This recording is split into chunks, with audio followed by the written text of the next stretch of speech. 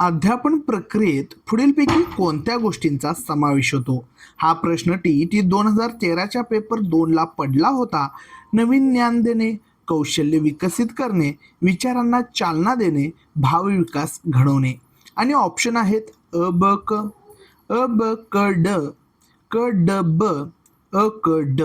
आणि याचे योग्य उत्तर असणार आहे अ ब क ड. हे चारही प्रकार आपल्याला महत्त्वाचे आहेत.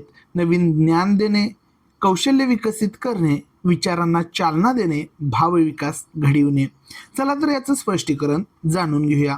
अध्यापन ही एक सर्वसमावेशक प्रक्रिया आहे जी विद्यार्थ्यांचा सर्वांगीण विकास साधते.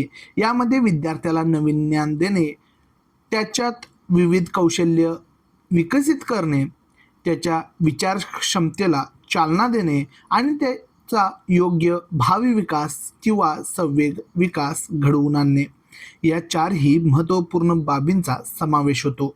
म्हणून ज्ञानात्मक, क्रियात्मक, भावनिक अशा सर्व ज्या बाबी आहेत त्यांचा समावेश अध्यापनामध्ये होत असतो.